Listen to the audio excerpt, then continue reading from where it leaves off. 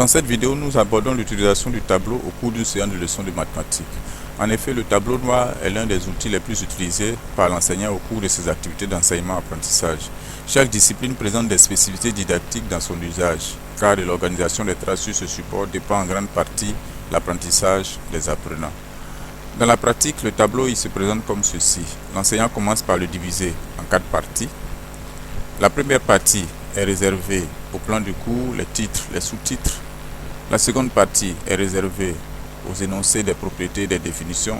Et les deux dernières parties sont réservées au rappel de cours, aux situations d'apprentissage, aux exercices d'application. Prenons un exemple en classe de première D où nous abordons la première séance de la leçon sur les suites numériques. Après les préliminaires d'usage, si l'enseignant n'a pas réalisé la situation d'apprentissage sur fiche à distribuer aux élèves, alors il recopie cette situation d'apprentissage dans la troisième partie du tableau comme ceci. Autour de cette situation d'apprentissage vont se mettre en place les différents moments didactiques.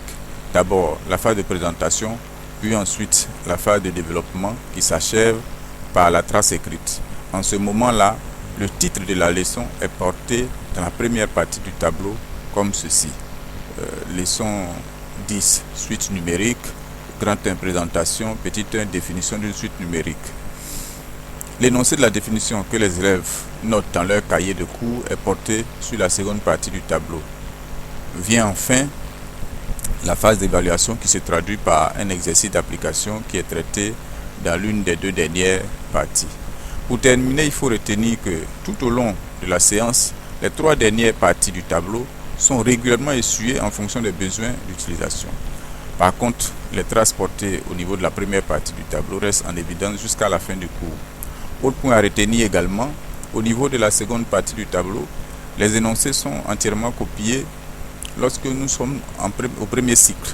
Par contre, au niveau du second cycle, les énoncés sont dictés. Seules les notations, les symboles et tout autre élément qui pose des difficultés d'écriture sont notés dans cette partie.